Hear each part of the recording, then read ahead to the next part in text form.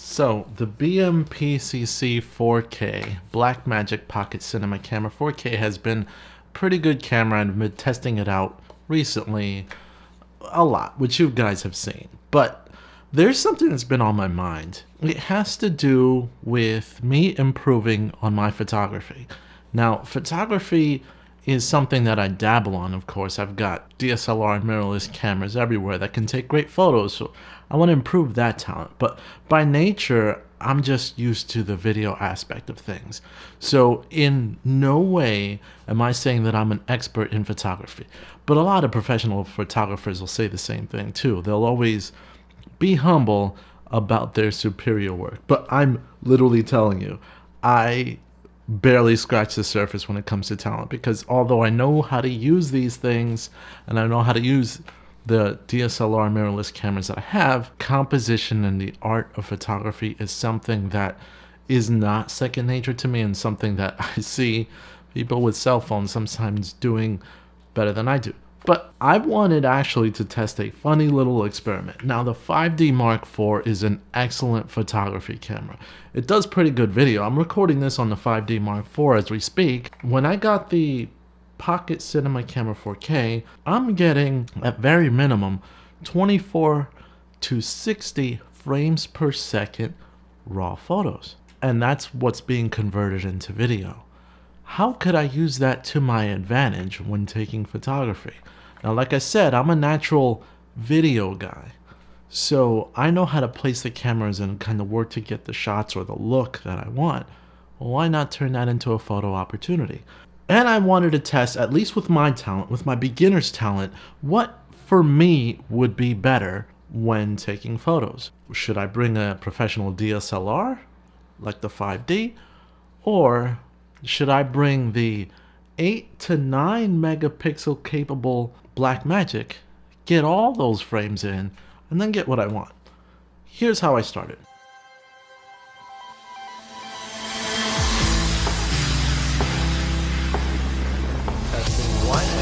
Behind you, with like the clouds, the sky, and everything, and still be able to see. We've got the Rode Video Mic. Here we go.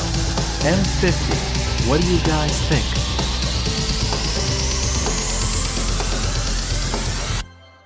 Now, first, I started with a video and photos with just starting out right with this, because I've taken a bunch of photos with the 5D before, but never with this. So I went to a Christmas party with my family, and I'm like, what would it be like if I took photos with this thing instead? Here are a couple of shots. Now, what you can see is basically, as you see this video, it's video. I took video of this, not still frames at all. I didn't hit that photo button. I just took advantage on the fact that I had the ability to record all those frames per second in RAW. Now, what that meant is that I had thousands of photos taken for that night and a lot of space. I recorded uncompressed RAW so that I could open the files using Adobe Lightroom or Adobe Photoshop.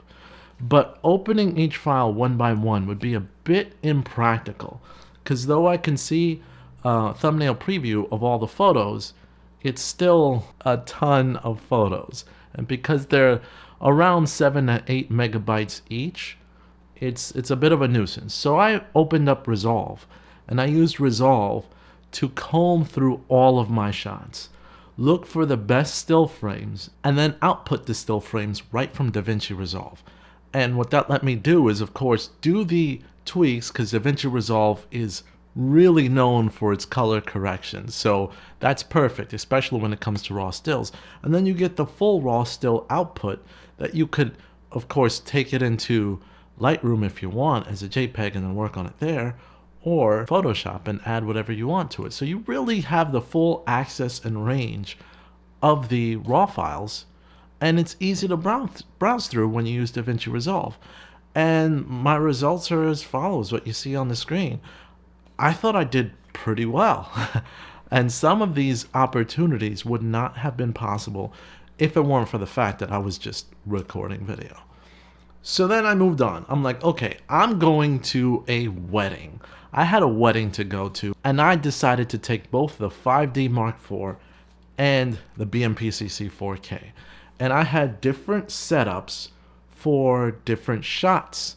Like one night I had the 5D Mark IV, another night I had the BMPCC 4K, and I wanted to compare what actually benefit me when it comes to shooting the pictures. Were the higher res pictures better? Was it better to have the ability to take pictures with the Canon 5D Mark IV and take a still frame from its MJPEG files? Or was it better to use the Blackmagic Pocket Cinema Camera 4K for all the photos? And first off, I'm going to tell you this. If you are a talented photographer, it makes sense, and you're hired for the project, it makes sense. Please take your 5D Mark IV with you if that's your camera of choice, or Nikon D850, or whatever you guys are using. Because if you've got the talent and you've got the time and you're hired for the project, those high resolution photos would actually benefit you. I actually saw the hired photographers, because I was not hired. Again, I was a guest. I was just experimenting. The hired photographer had amazing photos. I was blown away with the photos that they were able to take. My photos, both from BMPCC 4K and the 5D Mark IV, don't compare. They don't compare. But they were hired to do the job, and they can get everyone positioned where I'm just a guy in the background, like trying to hide with my extra long zoom lens, taking pictures from far and hoping for the best. So to each their own. What I noticed is that when using the 5D Mark IV, I was looking to capture moments of action, and by clicking away as much as I possibly could, the 5D got high-res shots that look great, but capturing that precise moment was difficult. My positioning was off, or my timing was just slightly off, or the lighting was not great, or something was off. Now, the 5D itself was a great low-light beast when it came to those shots, but unfortunately my timing was off in many occasions. When it came to the 5D Mark IV's 4K video, to get a still frame from that, a couple of downsides. The fact that the 5D Mark IV crops in, and then under low light situations you get that reduced light and you don't have as good of a performance in those low light situations as you would on another camera that would actually use a full frame, is what handicapped me. As you could see, some of these still frames, there's a lot of grain because it was ISO levels were turned up, but with the BMPCC 4K you've got dual ISO capability. Noise levels actually reduce once you get 1250 and above. And because I've got the Metabone speed booster, I was able to get a wider angle and absorb just a little bit more light than I could with a still frame of the 4K on the 5D Mark IV, thanks to the fact that the Metabones reduces that crop factor to about 1.2 on this camera, where you have a 1.74 times crop on the 5D Mark IV. And the fact that each of these frames are raw versus a JPEG frame on the 5D means that at least for capturing video, this was a ton better. Neither of them have a flip screen. Neither of them have in-body stabilization. So when it comes to that, they're going to be comparable.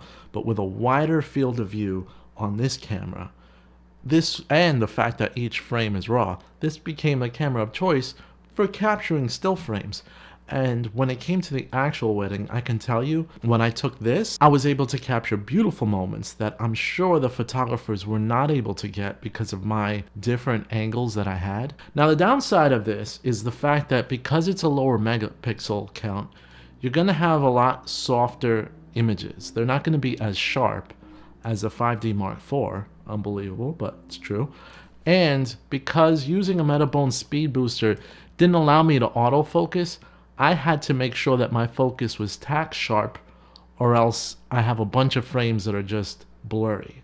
So that was a challenge. There were some photos, at least of that Christmas party, that could have been sharper, but I missed focus just by a hair. But that's my experience. When it comes to shooting photos, this is definitely a capable camera, at least, especially if you're just shooting photos to upload to like a Instagram or Facebook. Yeah, you could take still frame, use it as a thumbnail for your videos, and you'd have no problems whatsoever. And the color science and the flexibility that you get off of each still frame thanks to RAW is just incredible. So when it came down to it, choosing camera of choice for a professional shoot, no question, 5D Mark IV. But when it comes to the fact that I have time and I really want to capture both videos and photos and not miss that critical shot, this is the camera that I'm going to count on. Now my setup that I had is different lenses. I had 35 millimeter, 70 to 300 millimeter, and my 24 to 70 using on this with the Metabone Speed Booster, as well as I used an SD card and recorded raw 4:1. That way I can save space.